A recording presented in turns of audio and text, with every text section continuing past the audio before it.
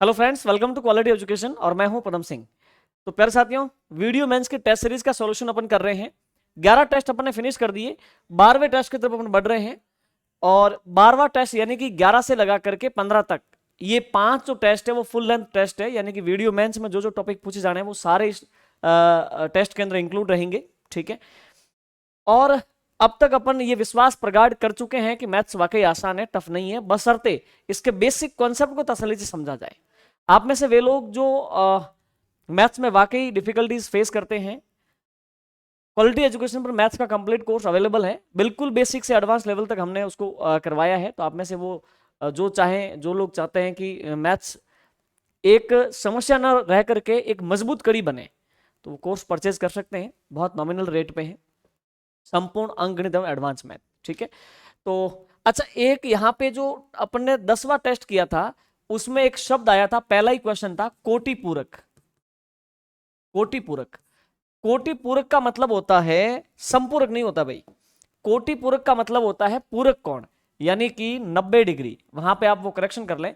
कोटि पूरक का मतलब है कि कॉम्प्लीमेंट्री एंगल, यानी कि पूरक कोण, पूरक कोणों का योग कितना होगा, 90 डिग्री। और वहां पे ऐसा कहा गया था कि दो कोटि पूरक कोण हैं जिनका अंतर 40 डिग्री है। ठीक है, तो प्रत्येक कोण कितने का होगा, तो आपको क्या करना है, ये पहला कोण और ये दूसरा कोण, तो 90 डिग्री को ऐसे दो भागों में तोड़ना है कि उनका अंतर 40 रहे।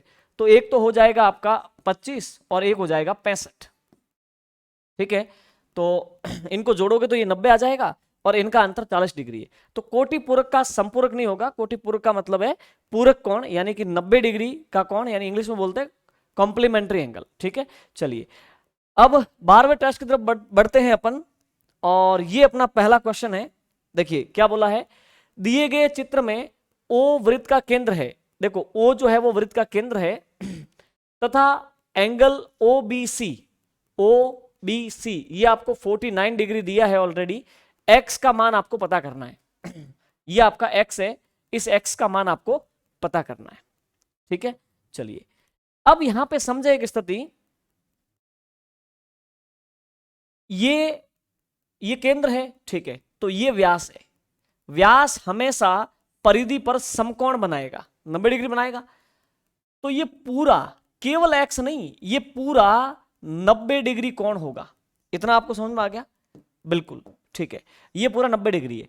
अगर अपन इस ट्राइंगल की बात करें, ट्राइंगल ए बी सी की, तो ये कोण आपका 90 डिग्री है, ये कोण आपका 49 है। तो ये कोण आपका कितना हो जाएगा, त्रिभुज के तीनों कोणों का योग 180 होता है। 180 में से 90 और 49 घटा लो। ठीक है, तो ये 90 गया तो 90 बच गया। अब ये आपका 41 डिग्री हो जाएगा। यस और नो? ठीक है, ये आपका 41 डिग्री हो गया। अब आपको पता करना है कि x का मान क्या होगा। तो आपको पता है कि केंद्र से परिधि तक ये त्रिज्या है, ये भी त्रिज्या है। तो ये त्रिज्या के ये दोनों कोण तो इक्वल होंगे ना। ये एक जीवा है, जीवा पर केंद्र से जो त्रिज्याएं आ रही हैं और वो कोण तो इक्वल ही होंगे। तो ये भी कितना हो जाएगा, 41 डिग्री। यस और नो? तो ये आपका राइट आंसर है। क्लियर? ठीक है, आगे बढ़ते हैं नेक्स्ट क्वेश्चन। ये अपना नेक्स्ट क्वेश्चन है। ठीक है, ओके, हाँ, दी गई आकृति में यदि बी ए सी 80 डिग्री है, देखो ए बी सी ये आपका 80 डिग्री है, तो आपको कौन सा पता करना है, एंगल ए ओ सी। अब सुनिए, ये एक चाप है, इस चाप से एकांतर खंड में परिधि पर बना कोण और इसी चाप से केंद्र पर बना कोण। तो आपको पता है कि केंद्र पर बना कोण परिधि पर बने कोण का दुगुना होगा। तो अगर ये कितना है, 80 डिग्री, तो ये दुगुना हो जाएगा 160 डिग्री। ठीक है, ये आपका राइट आंसर है। क्लियर? ठीक है, नेक्स्ट। अब देखिए यहां पे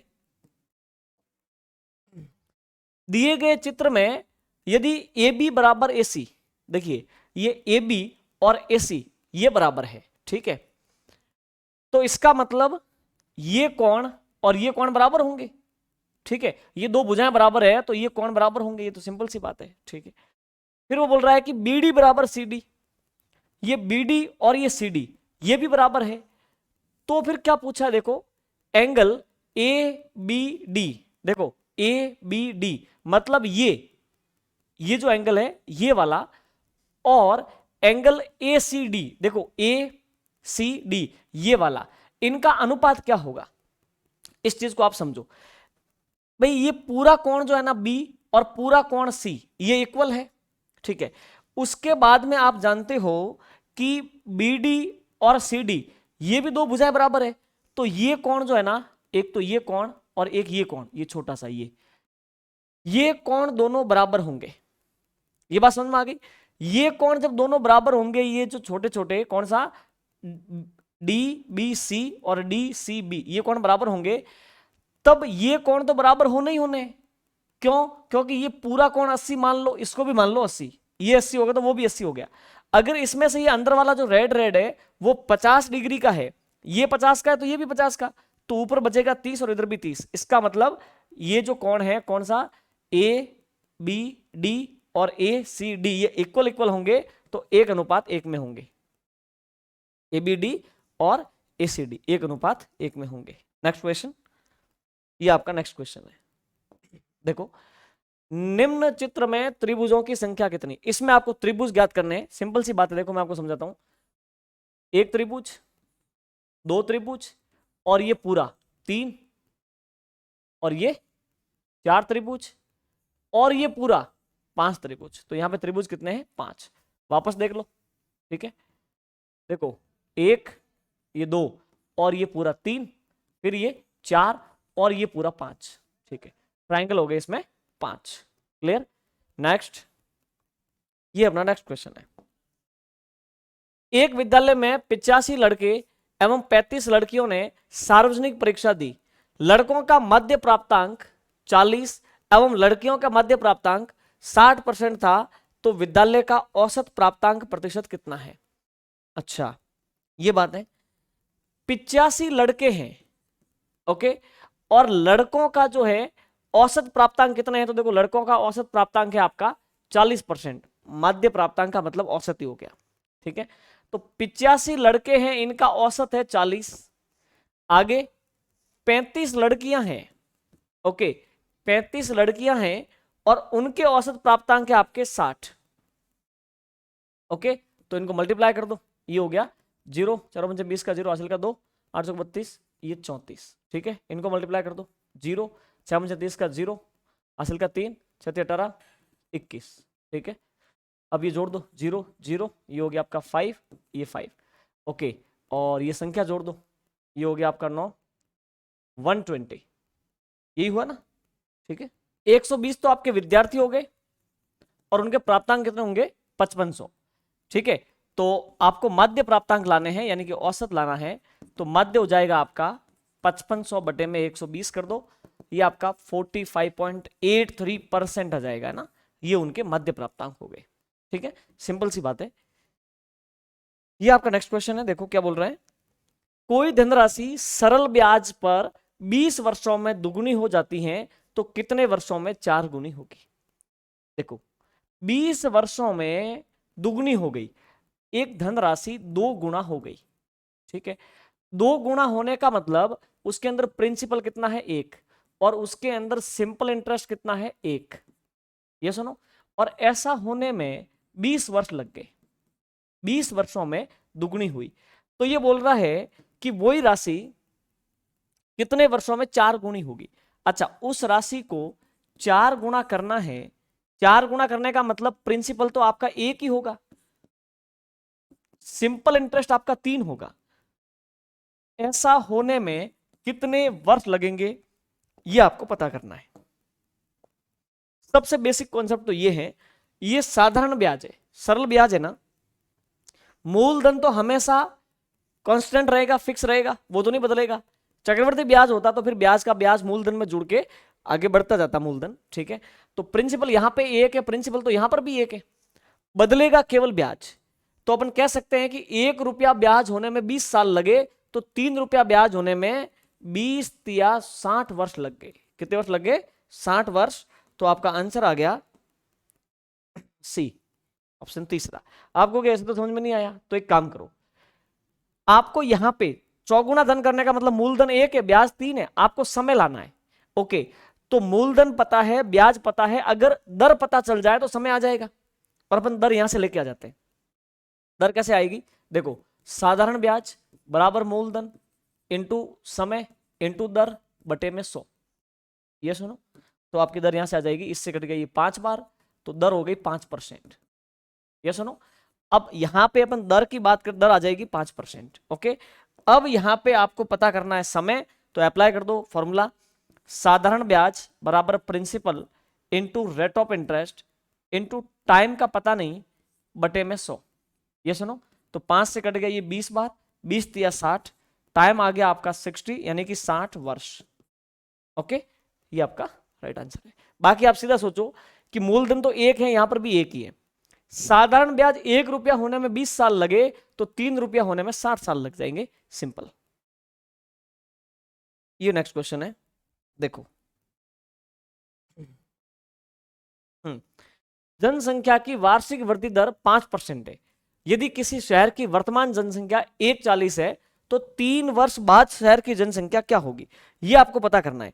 मतलब जनसंख्या की जो वृद्धि दर है वो तो आपकी 5% है, और आपको पता करना है कि 3 साल बाद जनसंख्या 1,40,000 से कहां पहुंचेगी। ठीक है, तो एक काम करो, कैसे करोगे, आप कहोगे कि 1,40,000 ये जनसंख्या है, 3 साल की वृद्धि आपको बतानी है, ये अपने आप में 100% है। पहले साल जनसंख्या बढ़ी 5%, ये 105% हो गई। फिर ये पहले साल के अंत की है, दूसरे साल की शुरुआत की हो गई, ये अपने आप में 100% है, 5% बढ़ी तो 105%, फिर 105%। इस प्रकार से इसको आप जब कैलकुलेट करेंगे तो ये आ जाएगा आपका 162,000, है ना, 1,62,000। ये सुनो, सिंपल सी चीज है। ये आपका नेक्स्ट क्वेश्चन है। ठीक है, यहां पे वो बोल रहा है कि एक कक्षा में 15 लड़कों की औसत आयु 11 वर्ष है, 9 वर्ष के 5 लड़के कक्षा में और सम्मिलित हो जाएं तो उन सबका औसत क्या होगा, ये आपको पता करना है। ठीक है, देखिए, 15 लड़कों की औसत आयु आपकी 11 वर्ष है। ओके, 15 तो लड़के हैं, औसत है 11 वर्ष, तो इनका योग क्या हो गया, 165 वर्ष। ओके, फिर आगे बोला है कि 9 वर्ष की उम्र के 5 लड़के और शामिल हो गए, तो 5 लड़के और आए हैं 9 वर्ष की उम्र के। ओके, तो 45 वर्ष और शामिल हो गए। अब अगर अपन बात करें तो ये हो गए आपके 70, 210 वर्ष योग हो गया, और लड़के कितने होंगे, 15 और 5 20 लड़के। ओके, तो 20 लड़के, उनका उम्र का योग कितना आ रहा है, देख लो आप, उनकी उम्र का योग आ रहा है 210, तो उनका औसत लाना है। यही तो पूछा है, क्या पूछा है कि उनकी औसत आयु क्या होगी। तो अब लड़के हो गए 20 और उनका उम्र का योग है 210, 210 में 20 का भाग दे दो, ये हो गया आपका 10.5। ये सुनो, 10.5 वर्ष उनकी औसत उम्र हो जाएगी। क्लियर। अब यहां पे देखिए, 5 मीटर लंबी, 3 मीटर ऊंची एवं 20 सेंटीमीटर चौड़ी दीवार बनाने के लिए 25 सेंटीमीटर, 12.5 सेंटीमीटर और 7.5 सेंटीमीटर माप वाली कितनी ईंटों की आवश्यकता रहेगी। आपको दीवार बनानी है, तो दीवार का नाप दे रखा है और उसमें प्रयुक्त होने वाली ईंट और ईंट का नाप दे रखा है। एक काम करो, दीवार का जो आयतन है, वॉल्यूम है, उसमें एक ईंट का भाग दे दो, ईंटों की संख्या आ जाएगी। ओके, तो ईंटों की संख्या, ओके, ईंटों की संख्या कैसे आएगी, ईंटों की संख्या आएगी दीवार बटे में एक ईंट का आयतन। ठीक है, वो आप समझ गए।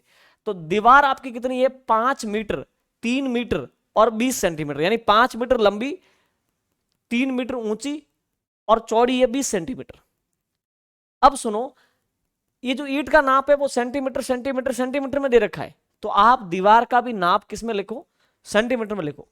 यहां पे वो बोल रहा है कि 5 मीटर लंबी है, इसका मतलब ये हुआ कि 500 सेंटीमीटर लंबी है दीवार। फिर 3 मीटर ऊंची यानी कि 300 सेंटीमीटर वो ऊंची है, फिर 20 सेंटीमीटर चौड़ी, तो ये हो गया 20 सेंटीमीटर, लंबाई इंटू चौड़ाई इंटू ऊंचाई हो गया। ठीक है, ये दीवार का आयतन है, बटे में एक ईंट का आप भाग दे दो, तो एक ईंट आपकी हो गई 25 इंटू 12.5 इंटू 7.5, ये सेंटीमीटर सेंटीमीटर सेंटीमीटर। जब आप इसको कैलकुलेट करेंगे तो ये 1280 आ जाएगा। ये सुनो, ये आपका आंसर हो जाएगा 1280। क्लियर? ठीक है, नेक्स्ट। किसी वस्तु पर क्रमागत 20% और 30%, देखो किसी वस्तु पर क्रमागत बट्टा 20% और 30% है, तो उनका समतुल्य बट्टा लाना है। Very simple. देखो पैटर्न क्या है कि 20% का बट्टा दिया, चलो प्रॉपर वे में कर लो, 100 रुपए मूल्य एमआरपी मान लो, 20% का बट्टा दिया, इसका मतलब 80% मूल्य रखा, फिर 30% का बट्टा दिया यानी कि 70% मूल्य रखा, 100 तो हमेशा ही कटेगा, डबल जीरो से ये डबल जीरो कट गए, ये 56 मूल्य आ गया। देखो 100 रुपए से मूल्य इन दो छूट के कारण कहां पहुंचा, 56 पर, इसका मतलब 44% की छूट है ना। तो समतुल्य बट्टा किसका, 20% और 30% के दो क्रमवार बट्टे दे दो, है ना, या फिर एक साथ 44% दे दो, बात एक ही है। ठीक है, ये हो गया समतुल्य बट्टा 44%। ठीक है, नेक्स्ट। ये अपना नेक्स्ट क्वेश्चन है। देखो चीनी के मूल्य में 20% की वृद्धि हुई, कोई व्यक्ति अपनी खपत को कितने परसेंट कम करें ताकि उसके इस मद में खर्च में वृद्धि ना हो। सिंपल सा कॉन्सेप्ट अपनाओ, आप ऐसे लिखो कि ये पहले और ये अब, है ना। चीनी के मूल्य में 20% की वृद्धि हुई। मान लो एक व्यक्ति की पहले 100 रुपए की खपत हुआ करती थी चीनी की, 100 रुपए की खपत थी, तो अब वही 100 रुपए की चीनी 20% मूल्य बढ़ने के कारण 120 रुपए की हो गई। मतलब उस व्यक्ति की खपत 100 रुपए थी, लेकिन 20% मूल्य वृद्धि के कारण खपत पहुंची उसकी 120 पर। अब वो कह रहा है कि खर्च को कितना कम, खपत को कितना कम करे ताकि खर्च ना बढ़े। एक काम करो, आपकी खपत 120 से वापस 100 पे ले जाओ, यानी कि -20 रुपए डिक्रीज कर लो, यानी खपत को कम कर लो ताकि आपका खर्चा नहीं बढ़ेगा। ओके, तो अब आपको जो खपत में कमी करनी है, खपत में कमी प्रतिशत, खपत में जो कमी करनी है वो किस पर करनी है, 20 रुपए की कमी करनी है आपको 120 से। ये बात आपको समझनी है, यही इंपॉर्टेंट है। 20 रुपए की कमी 120 पर करनी है, इंटू 100, इससे कट गई 6 बार, तो ये आ जाएगा आपका 16.66% की आपको कमी करनी पड़ेगी। ये आपका राइट आंसर है। ठीक, नेक्स्ट क्वेश्चन, ये अपना नेक्स्ट क्वेश्चन है।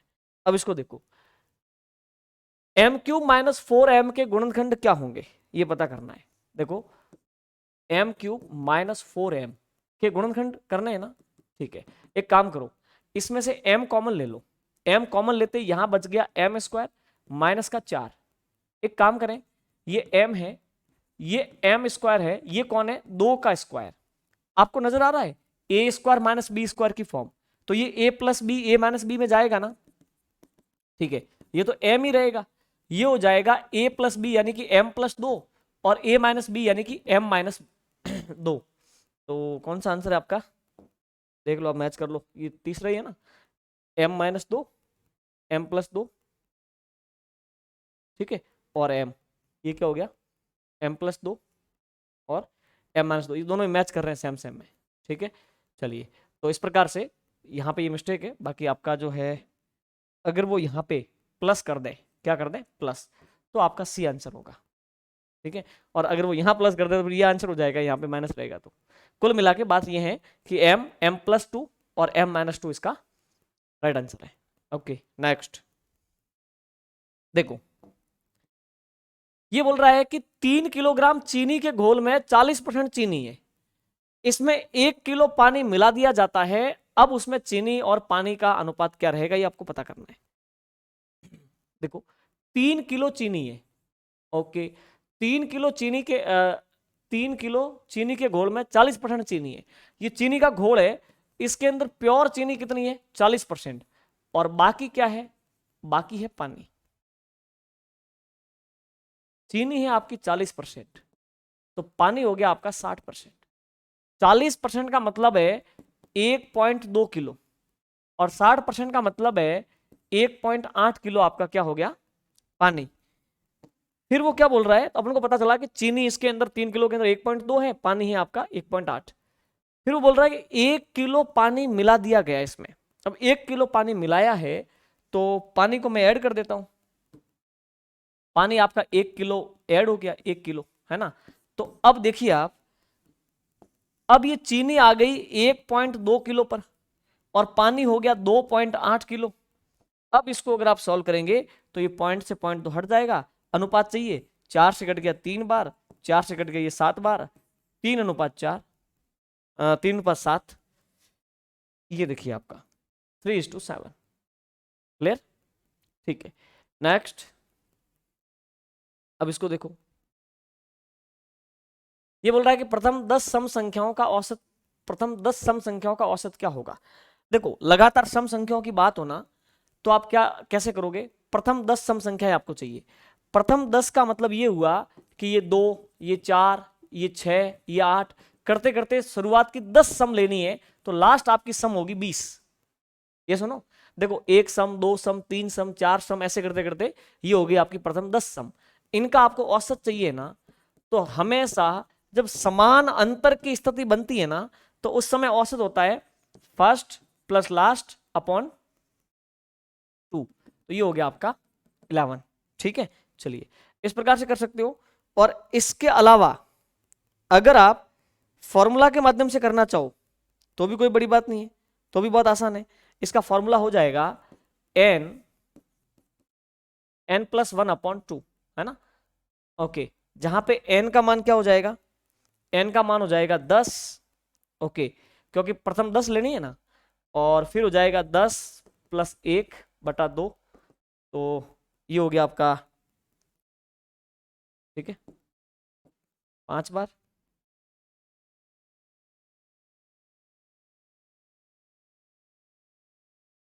बटे में n आ जाएगा भाई,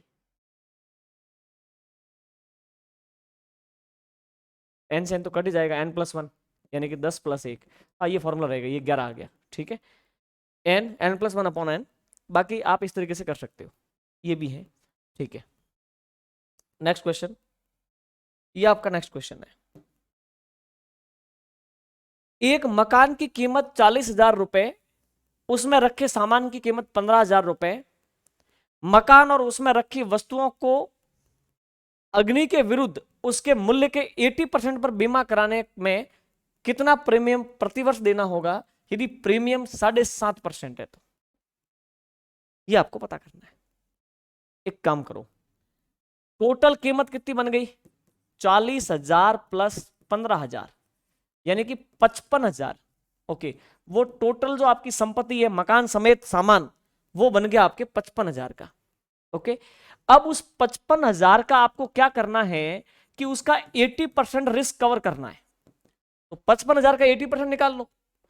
अब जो भी रिस्क कवर करना है, यानी कि 55,000 का 80% अपन को कवर करना है, 80% आपको बोला ना बीमा करना है। ठीक है, प्रतिवर्ष प्रीमियम लगेगा 7.5%, तो ये जो रिस्क कवर करनी है इसका 7.5% निकाल लो, है ना। 0000 कैंसिल, ये 00 से ये 00 गए। ठीक है, तो इस प्रकार से ये जब सॉल्व करोगे तो 3300 ये आपका राइट आंसर रहेगा। ठीक है, सिंपल सी बात है। अब लेते हैं नेक्स्ट क्वेश्चन। ये नेक्स्ट क्वेश्चन है, देखो, दो संख्या a और b का अनुपात 3:7 है, प्रत्येक संख्या में 9 जोड़ने के बाद यह अनुपात कितना हो जाता है, 9:17 हो जाता है। तो संख्या a और b क्या है, ये आपको पता करना है। एक संख्या है a और एक है b, इनका अनुपात है 3:7। ठीक है, आपको पता है कि इन अनुपातों के साथ में x लेना बहुत जरूरी है। क्यों, अनुपात कैसे पैदा होते हैं, उनके HCF कटते हैं तभी तो अनुपात आते हैं। तो HCF का प्रतिनिधित्व करवाने के लिए अपन ने x लिया। तो अब पहली संख्या अपनी 3x है, दूसरी है 7x। तो पहली संख्या 3x जो है, अब इसमें जोड़ा 9, इसने बोला ना प्रत्येक संख्या में क्या जोड़ने पर, 9 जोड़ने पर। दूसरी संख्या अपनी कितनी है 7x, उसमें भी जोड़ा 9। ऐसा करने पर संख्याओं का अनुपात हुआ आपके 9 और 17, तो ये हो गया आपका 9/17। ठीक है, अब आप इसको जो है क्रॉस मल्टीप्लाई करके x का मान लेके आ जाओ, संख्याएं आ जाएंगी। 17×51, ये 51x प्लस 17 इंटू 9 कर दो 90 और 63 153, ये सुनो। चलिए अब देखिए, ये हो गया 7 9 63, ये उससे गुना होगा ना, 63x प्लस ये 81, ठीक है। 51 को उधर भेज दो तो 63x में से घट जाएंगे तो ये 12x, 81 उधर आ जाएंगे तो इसमें से घट करके ये 72 हो जाएंगे। 12×72, x का मान कितना आ गया 6। अब आप x को जैसे ही वहां रखोगे, देखो ये कितना है 3x, 3 इंटू एक्स का मान 6, 6 तो 18, पहली संख्या 18 हो गई। दूसरी ये 7x, तो 7 इंटू एक्स का मान 6, 7 संग 42, दूसरी संख्या होगी आपके 42, ठीक है। तो पहली संख्या 18, दूसरी 42, ये आपका राइट आंसर होगा। क्लियर, ठीक है। अब देखिए इस क्वेश्चन को बहुत तसल्ली से आप समझना।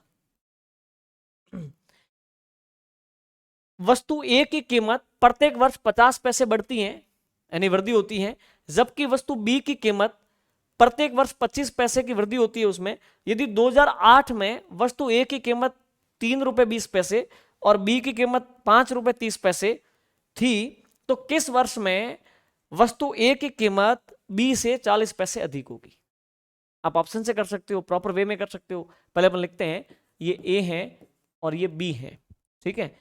2008 के अंदर, 2008 की बात है, 2008 में वस्तु ए की जो कीमत है ना वो 3.20 है ना, और बी की कीमत 5.30 थी। अब कितने वर्ष के बाद में, या फिर कब, इसने बोला ना कब जाकर के ए की कीमत बी से 40 पैसे अधिक होगी। ए की कीमत 50 पैसे के हिसाब से बढ़ रही है और बी की कीमत बढ़ रही है आपके 25 पैसे के हिसाब से प्रति वर्ष, ठीक है। आप 2016 लोगे नहीं बैठेगा, 2018 ले लो। आप कहोगे ऑप्शन से करें, कोई सीधा तरीका मतलब प्रॉपर वे है? प्रॉपर वे आपको समझाएंगे, अभी पहले आप समझो, ठीक है। 2008 से आप पहुंचोगे 2018 तक, यानी 10 साल का सफर रहा। एक काम करें, 10 साल के सफर में आपका वस्तु ए का कीमत 50 पैसे के हिसाब से 500 पैसे, यानी कि 5 रुपये कीमत बढ़ गई। तो 5 रुपये वस्तु ए की कीमत बढ़ने का मतलब है 8 रुपये और 20 पैसे पे वस्तु ए की कीमत पहुंची, और वस्तु बी की कीमत जो है वो 25 पैसे के हिसाब से 10 सालों में 250 पैसे, 250 पैसे का मतलब है 2.5 रुपए, वो 2.5 रुपए बढ़ गई। तो 2.5 रुपए बढ़ने का मतलब ये है कि वो हो गई 7 रुपए और 80 पैसे। अब एक बात बताइए, 2018 के अंदर, 2018 में कितना अंतर आ रहा है? ये आ रहा ना 40 पैसे का अंतर, बिल्कुल, तो ये हो गया, ओके। 2018 में ऐसा होगा। अब प्रॉपर वे अगर आपको करना है तो कैसे करोगे वो समझो आप तसल्ली से। आप ऐसा कितने साल के बाद में होगा कि ए की कीमत 20 से 40 पैसे ज्यादा होगी, उन वर्षों की संख्या को एन मान लो, ओके। तो अपने काम करें, 2008 के अंदर ए की कीमत है 3.20, 3.20 है ना, प्लस एन वर्षों में, आप एन वर्षों में 50 पैसे के हिसाब से, तो एन इंटू 0.5, 50 पैसे के हिसाब से ये कीमत जो है ये हो जाएगी ए की कीमत, होगी कि नहीं होगी?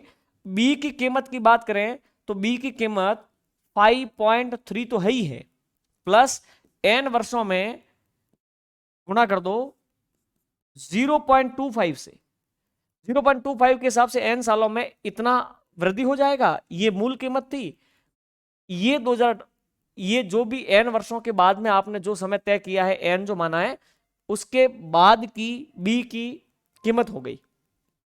अब इसका अंतर है ना वो 40 पैसे, तो 0.40। ये सुनो, यहां पे एन का मान सॉल्व करोगे तो आ जाएगा 10 वर्ष। 10 वर्ष का मतलब है कि 2008 में आपको क्या जोड़ना है? 10 वर्ष। देखिए 2008 प्लस 10 वर्ष, ये हो जाएगा 2018।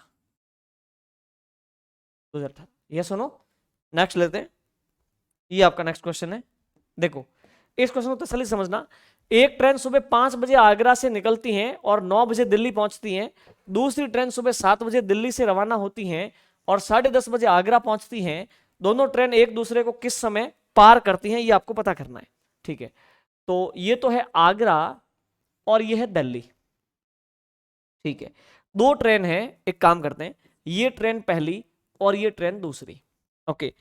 पहली ट्रेन क्या करती है, इनके समय की बात करते हैं पहले। ये समय, पहली ट्रेन सुबह 5 बजे रवाना होती है, कहां से, आगरा से, और 9 बजे दिल्ली पहुंचती है।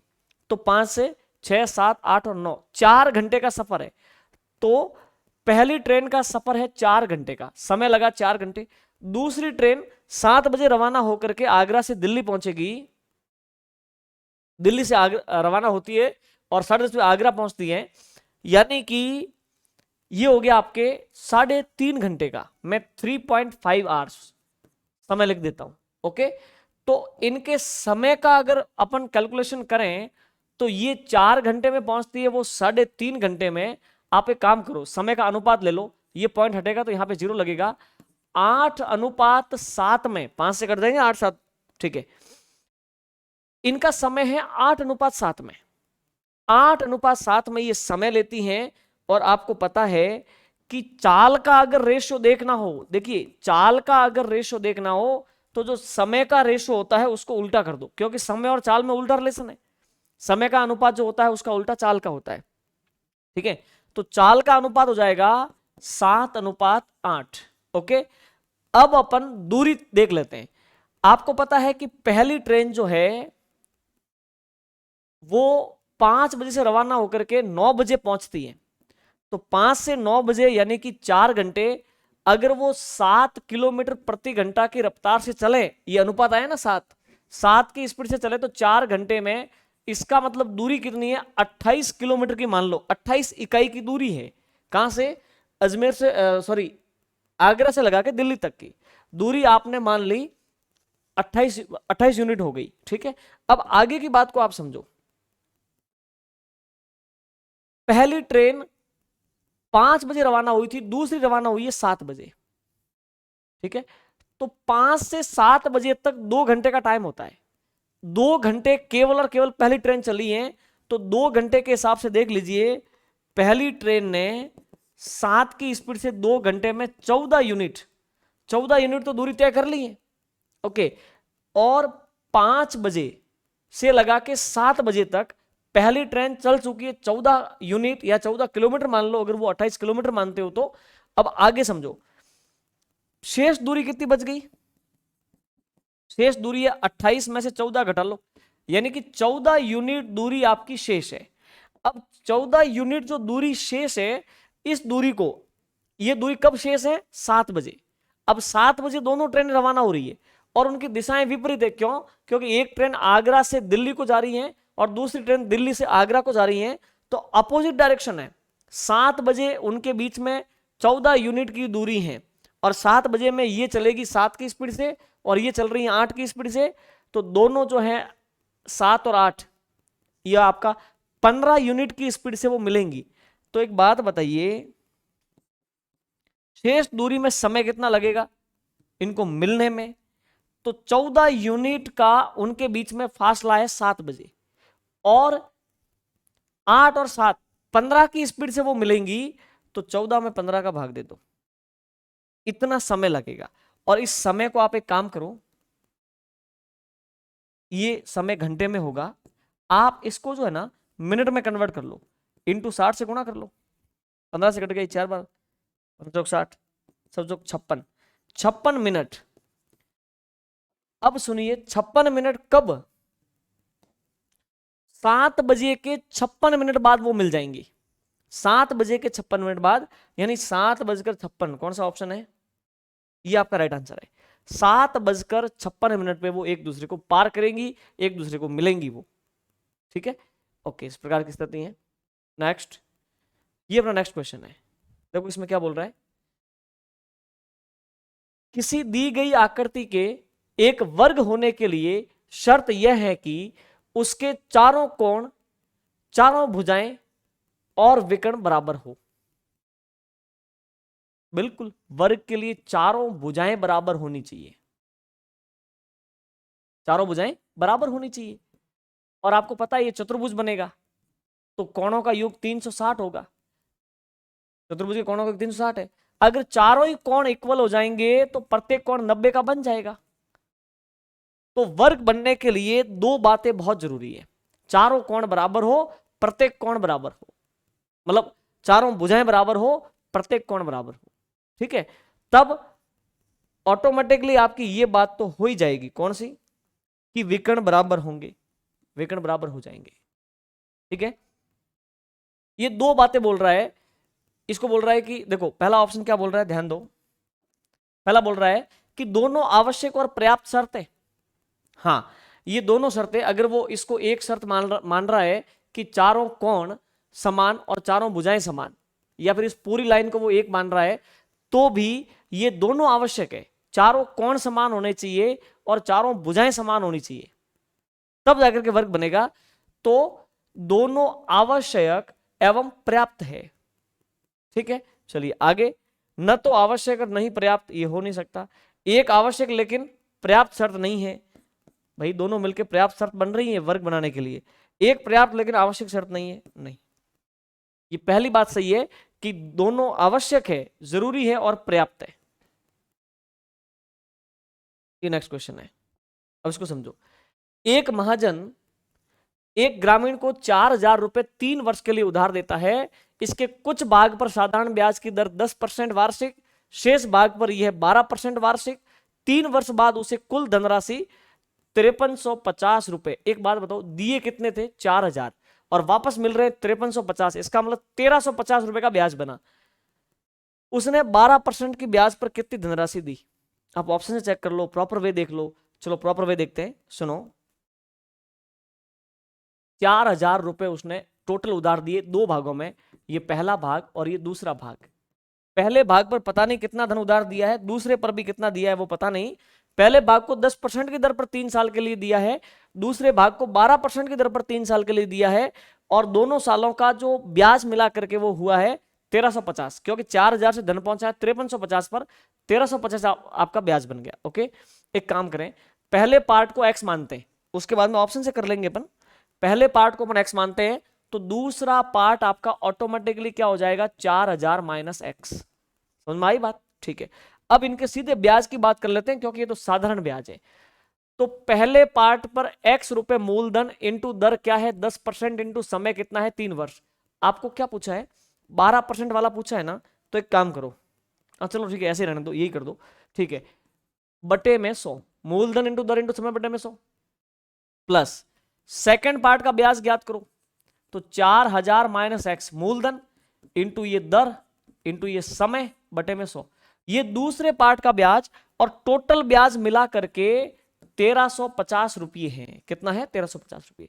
अब आप इसको सॉल्व करोगे तो ये हो जाएगा आपका, ऊपर तो हो गया 30x, है ना, एलसीएम आ गया आपका, सिंपल सी बात है जी, 100 और 100 का एलसीएम आ गया, 100 का भाग 100 में एक बार एक को इससे गुणा किया तो ये 30x हो गया, प्लस 100 का भाग 100 में एक बार एक को इससे गुणा किया तो 12 या 36, 36 को 4 से गुणा करना है, ठीक है, 36 इंटू 4 हो जाएगा, तो 624 का 4 हासिल का 2, 4 12 13 14 1, तो ये हो गया आपका 144 और 0 0 एंड 0 माइनस ये हो गया आपका 36x बराबर ये आपका 1350।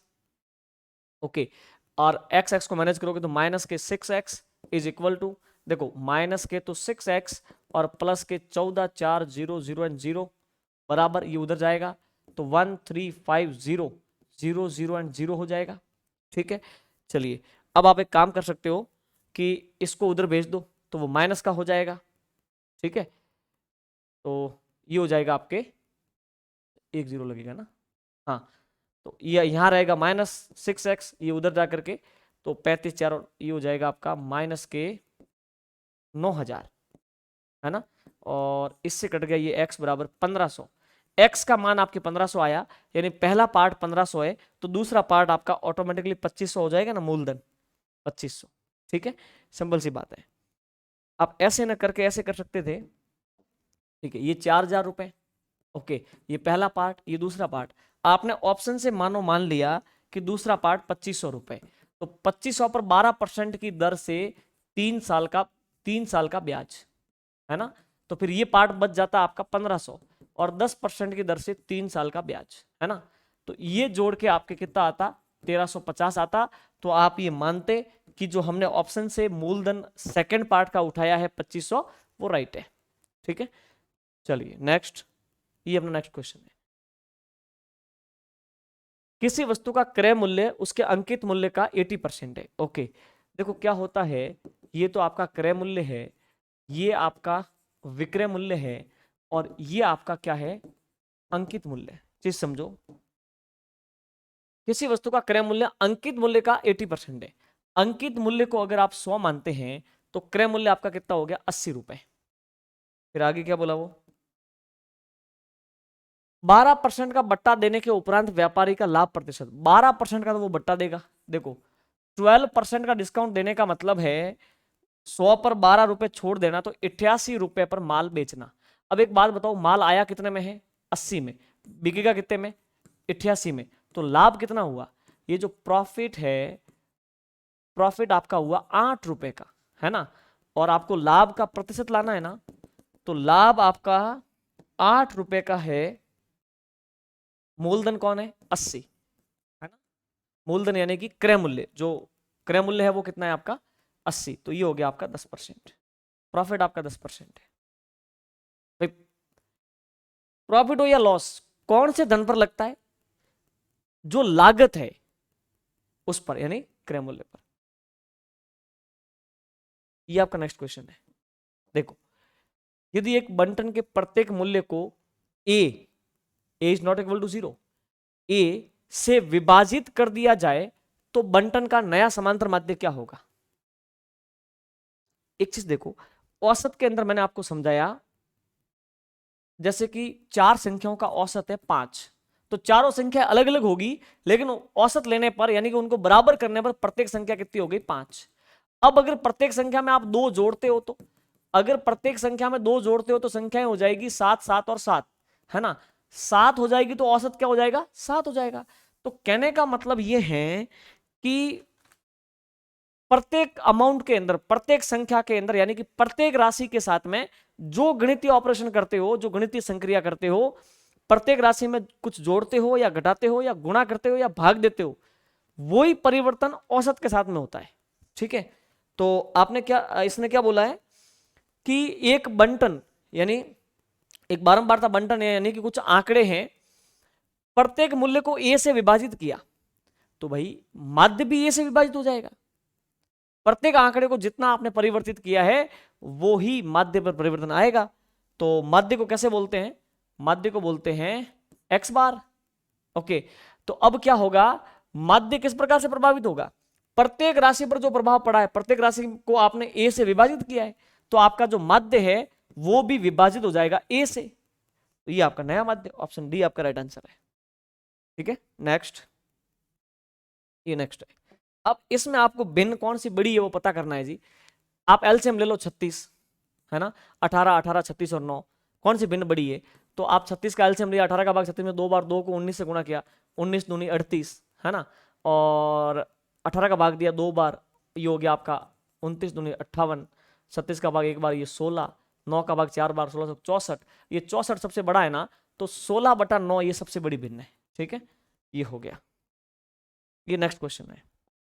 अब इसको देखो, ये बड़ा मजेदार है। एक ट्राइंगल एबीसी में angle A plus angle B 65 degree है, बी प्लस सी 140 है, तो बी का मान आपको ज्ञात करना है।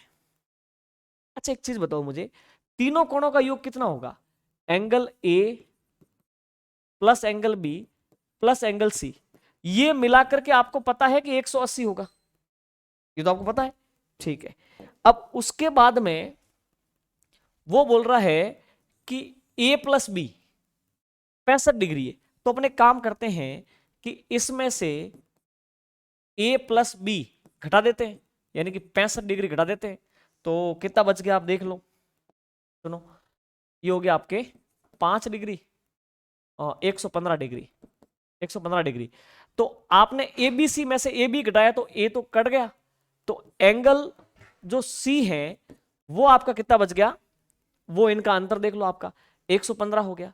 अब एंगल सी आपका 115 है, आपको लाना है एंगल बी। अब एक बात बताओ, एंगल बी और सी मिलाकर के 140 है ना, मैं यहां पे लिखूंगा angle B plus angle C बराबर 140 डिग्री है। तो अब आपको पता है एंगल बी तो आपको लाना है, एंगल सी आपका 115 आया है, तो 140 में से 115 घटा लो, है ना। तो एंगल बी बराबर आपका कितना हो गया 25 डिग्री। ये सुनो, ये आपका राइट आंसर है। ठीक है, तो इस प्रकार की बातें प्यारे साथियों। अब अपन आगे बढ़ेंगे और नेक्स्ट क्वेश्चन लेंगे। ये अपना नेक्स्ट क्वेश्चन है। ठीक है, ओके।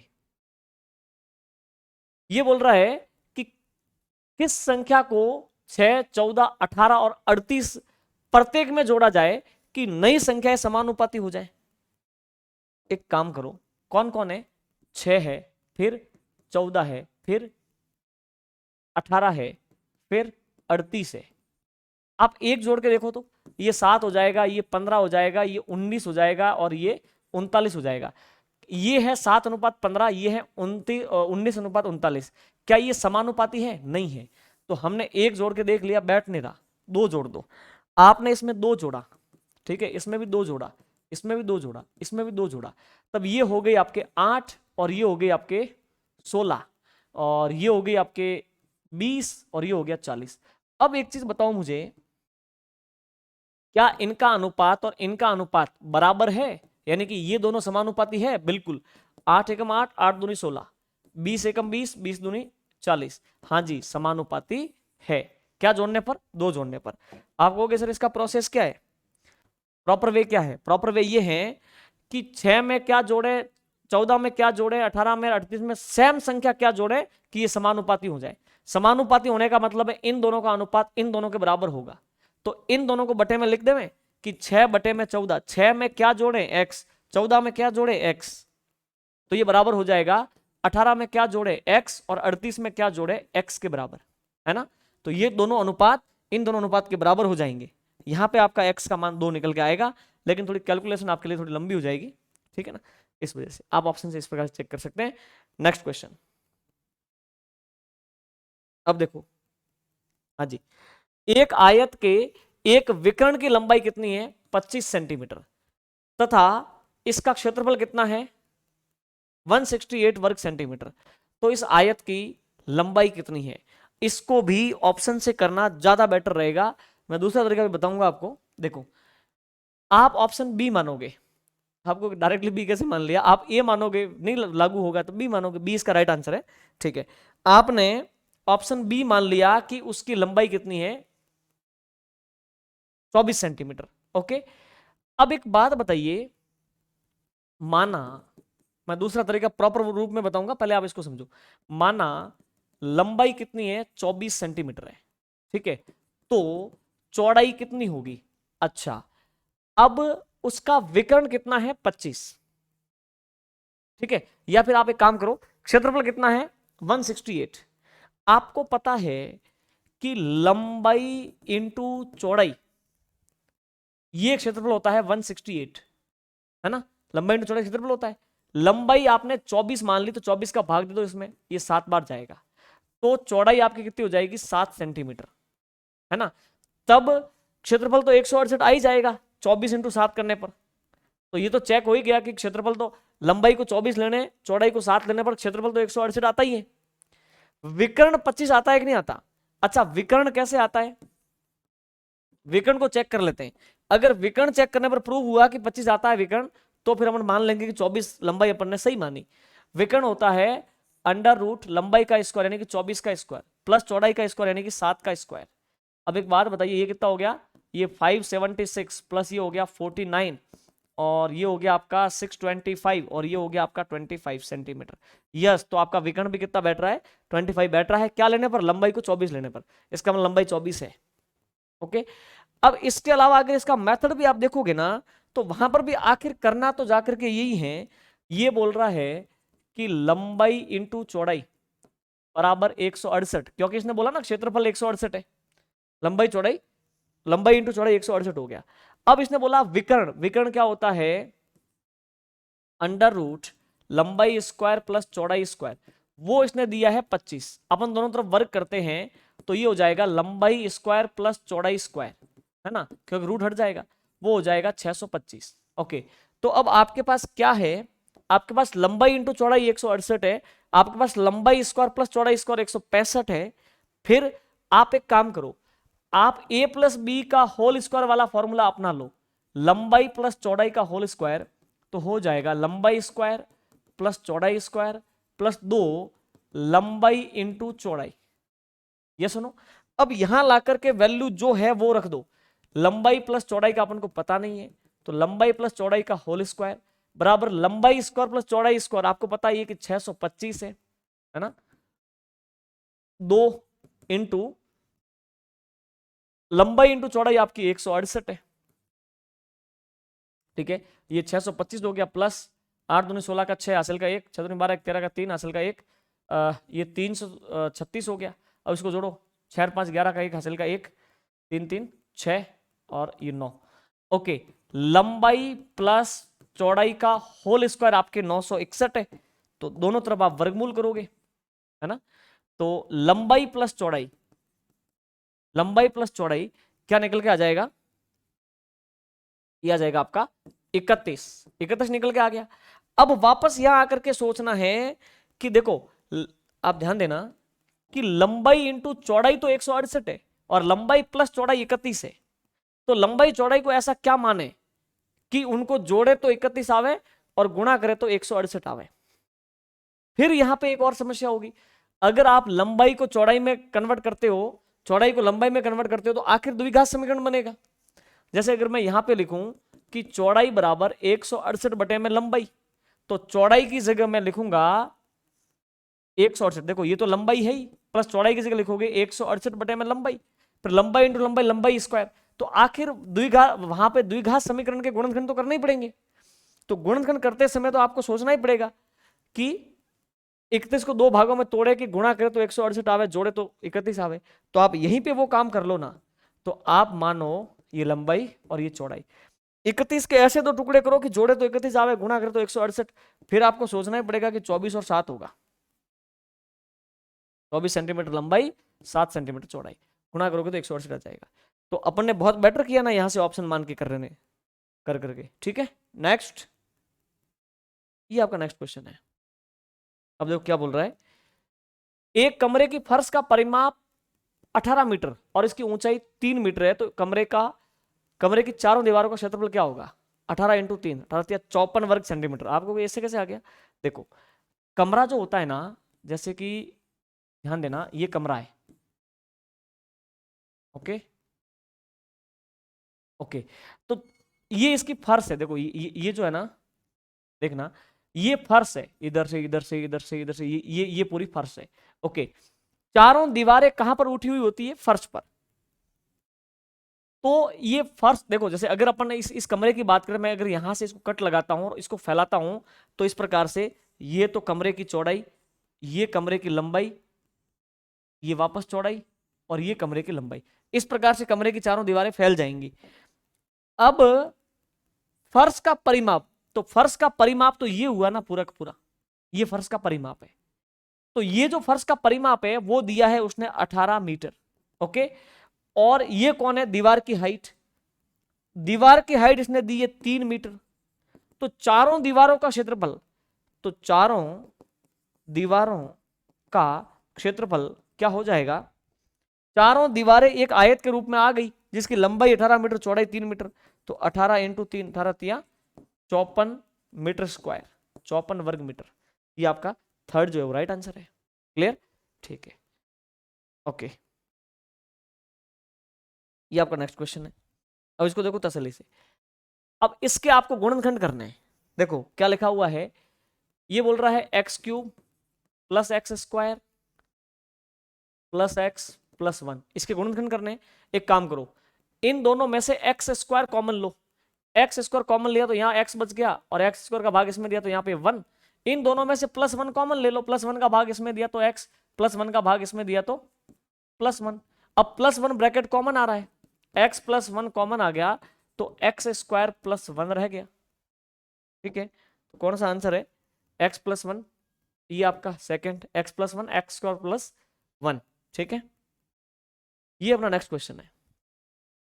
देखो यदि 2x upon a plus y upon b equal to 2, x upon a minus y upon b equal to 4, तो x तथा y के मान क्या होंगे। ये भी बहुत आसान है, देखना आप, अब मैं करवाता हूं आपको। देखो 2x upon a plus y upon b is equal to 2x upon a minus y upon b is equal to 4। एक काम करें क्या, ये तो सीधा सीधा पड़ा है, अपन इन दोनों समीकरणों को जोड़ते हैं। क्या करने पर? जोड़ने पर। अपन जोड़ेंगे तो ये कट जाएगा, देखो ये कट जाएगा ना, क्योंकि y अपॉन बी पॉजिटिव है और नेगेटिव है तो नष्ट हो गया।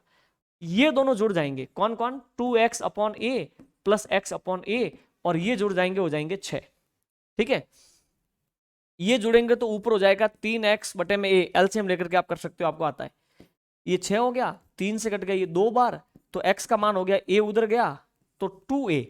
ओके, अब x का मान तो आपके 2a आ गया, x का मान तो 2a पॉजिटिव। देखो x का मान, ये आपका आंसर होगा, क्योंकि x का मान a है, ये हो नहीं सकता। x का मान -2a, ये हो नहीं सकता।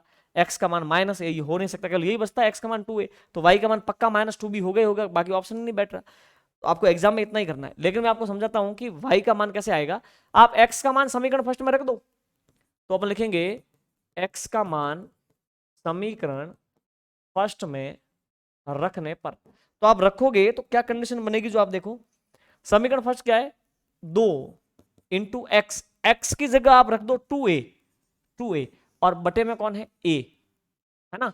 अपन ने x का मान समीकरण फर्स्ट में पुट कर दिया, 2 इंटू एक्स, एक्स की जगह मैंने रख दिया 2a, ये वैल्यू लाके रख दी, बटे में a plus y upon b is equal to 2, है ना।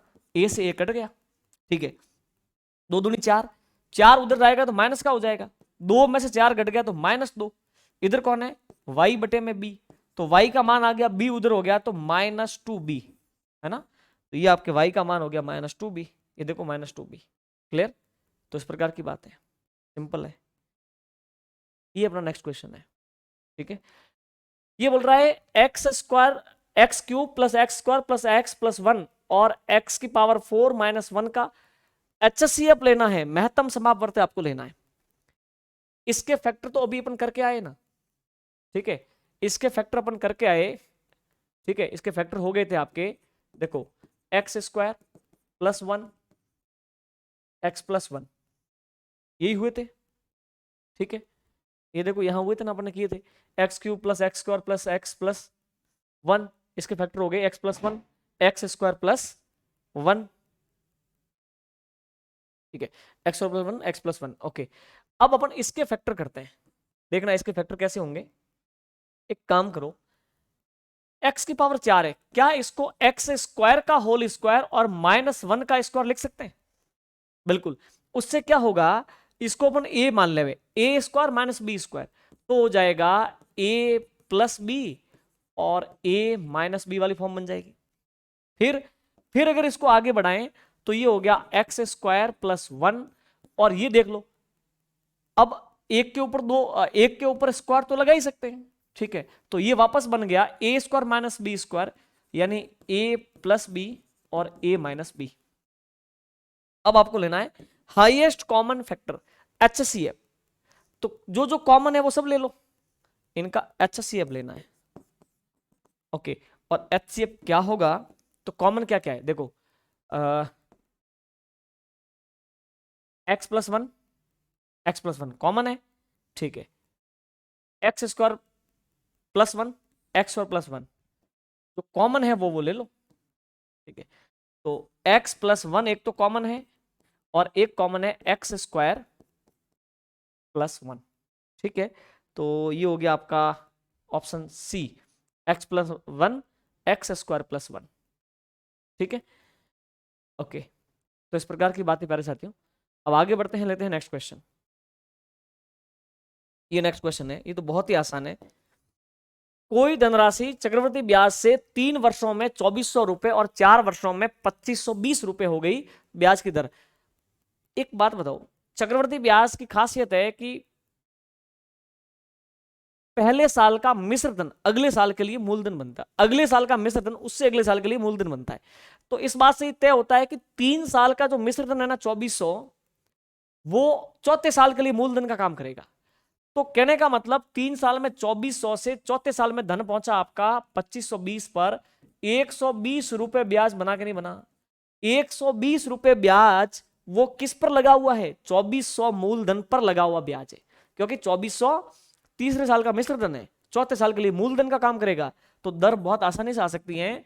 अपन कहेंगे कि 120 रुपए का ब्याज मिला है हमें एक साल पर, किस पर मिला है? 2400 पर, इंटू 100% निकाल दो इसका, 5%, इसका मतलब ब्याज की दर आपकी क्या है? 5%। Yes no, simple. ओके, आगे बढ़ते हैं। ये अपना नेक्स्ट क्वेश्चन है, नेक्स्ट एंड लास्ट। ये बहुत गजब क्वेश्चन है, इसको समझना। दो बहुपदों के महत्तम समापवर्ती यानी कि HCF और LCM लघुत्तम समापवर्ती क्रमशः x-5 और x-5 x square minus 7x plus 12 है। यदि उनमें से एक बहुपद x square minus 8x plus 15 है तो दूसरा बहुपद इनमें से क्या होगा? अच्छा, LCM HCF और दो राशि, दो तो राशि और LCM HCF का रिलेशन क्या होता है? तो मैंने आपको एक क्वेश्चन और भी आया था पिछले वीडियो में, मैंने आपको समझाया था कि पहली राशि इंटू दूसरी राशि बराबर उनका LCM इंटू उनका HCF, ऐसा होता है कि नहीं होता? पहली राशि इंटू दूसरी राशि बराबर उनका LCM इंटू HCF, दो राशि को गुणा कर लो, वो बराबर हो जाएंगी उनके LCM HCF के गुणनफल के। ठीक है, अब ये स्ट्रक्चर इस पे अगर अपन लागू करें तो क्या कंडीशन बनेगी कि देखो पहली राशि, इसने बोला ना, देखो ये तो है उनका HCF, दो बहुपद है यानी कि दो राशियां हैं, उनका HCF, और ये है उनका LCM, ये तो है HCF और ये क्या है? LCM, और ये क्या है? ये दूसरा बहुपद है, मतलब उसमें से एक बहुपद है, एक बहुपद ये है तो एक आपको लाना है। ठीक है, तो अपने काम करते हैं, पहला बहुपद ये पड़ा, ठीक है, x square minus 8x plus 15 into दूसरा बहुपद पता नहीं है तो उसको मान लो वो P है, क्या है? P बराबर LCM इंटू HCF, तो LCM क्या है? x minus 5 into x square minus 7x plus 12 into HCF, HCF आपका क्या है? x minus 5। अब इसको आपको सॉल्व करना है, यहां पे P का वैल्यू लाना है, यानी कि सेकंड बहुपद आपका आ जाएगा। ठीक है, मैं यहां पे इसको सॉल्व करता हूं और बहुत तसल्ली से देखना। ठीक है, ये था आपका एक्स स्क्वायर 8x और 15, x square okay minus 8x plus का 15 पहला बहुपद इंटू दूसरा बहुपद P बराबर उनका LCM है x माइनस 5 x माइनस 5, ये HCF है। ठीक है, और LCM है x माइनस 5 फिर x square minus 7x plus 12, है ना, यहां से लगा करके यहां तक ये तो उनका LCM है इंटू ये उनका HCF है ना, ये पहली संख्या है, दूसरी संख्या आपको लानी है। अब आपको यहां पे क्या करना है? P का वैल्यू लाना है, तो गुणनखंड कर लो, सारा कुछ कट करके जो फाइनल आंसर आएगा वो अपन देख लेंगे। इसके गुणनखंड करते हैं, तो देखो ये है एक्स स्क्वायर, इसको अपन तोड़ते हैं 5x माइनस 3x में, क्योंकि 5 दिया 15 हो जाएगा, है ना। ओके, ये 15 है भाई, और इनटू क्या है? P बराबर ये आपका x माइनस 5 है ही, फिर एक और x माइनस 5 है, ये द्विघात समीकरण है, इसके टुकड़े कर देते हैं, एक्स स्क्वायर माइनस के 5x माइनस के 2x, नहीं इससे नहीं बैठेगा, ये बैठेगा माइनस के 4x और माइनस के 3x से, 4 3 7 4 3 12, और ये हो गया 12। ठीक है, अगर मैं इसकी बात करूं तो इन दोनों में से x कॉमन आ गया, तो यहां बच गया x माइनस 5, इन दोनों में से माइनस 3 कॉमन आ गया, तो फिर बच गया x माइनस 5, ये आपका ब्रैकेट बंद, और ये बाहर कौन है? P is equal to x minus 5, x minus 5, अगर इसको अपन इसमें से कॉमन ले, यहाँ पे मंजिला कोष्टक डालते हैं, इनमें से कॉमन ले लिया x, तो बच गया x माइनस 4, इसमें से कॉमन ले लिया माइनस 3। ठीक है, ओके ओके, ये भाई प्लस के बारे है ना, माइनस 3 कॉमन ले लिया, माइनस 3 का भाग दिया तो x, और ये हो जाएगा माइनस का 4, इस प्रकार से। ठीक है, अब इसमें से कॉमन आ गया आपके देख लो, x माइनस 5 कॉमन आया तो बच गया x माइनस 3, और इनटू में कौन है p, बराबर ये कौन है x माइनस 5, फिर x माइनस 5, ठीक है, और इसमें से कॉमन आ गया आपका x माइनस 4, तो फिर बच गया x माइनस 3, ठीक है।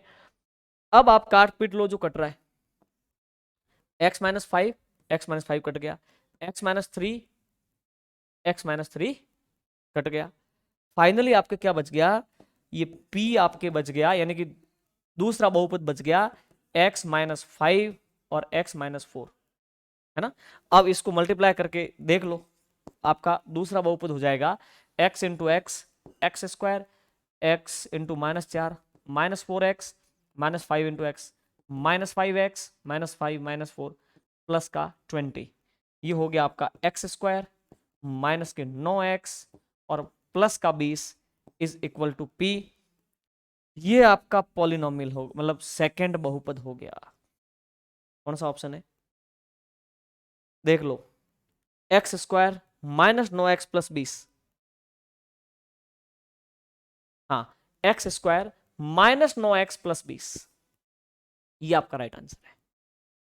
ये सुनो, ये इस प्रकार से, ठीक है। तो प्यारे साथियों, इस प्रकार की बात है। तो ये अपना था 12 नंबर का टेस्ट, और अपन इससे आगे जो 13 नंबर का टेस्ट करेंगे। अब बताओ मुझे, मैथ्स टफ है क्या? टफ नहीं है, आसान है। तसल्ली से उसके कॉन्सेप्ट को क्लियर किया जाए तो मैथ्स से इंटरेस्टिंग दूसरा कोई सब्जेक्ट नहीं है, ठीक है। और मैं बता तो चुका ही हूँ, आप में से वे लोग जो कंप्लीट मैथ्स की समस्या को सॉल्व करना, हल करना चाहते हैं, मैथ्स को अपनी मजबूत कड़ी बनाना चाहते हैं, क्वालिटी एजुकेशन के एप्लीकेशन पर मैथ्स का कंप्लीट कोर्स है, वहाँ से आप परचेज कर सकते हैं। ये जो सारी जो बेसिक बातें हैं, वो सारे कॉन्सेप्ट आपके क्लियर हो जाएंगे, और बहुत बेसिक टू एडवांस लेवल तक मैंने पढ़ाया है, ठीक है। और सारे एग्जाम के लिए उपयोगी है, आने वाला LDC एंड ऑल आगे जो भी एग्जाम आएंगे उनके लिए, ठीक है। चलिए प्यारे साथियों, मिलते हैं नेक्स्ट सॉल्यूशन में, तब तक गुड बाय।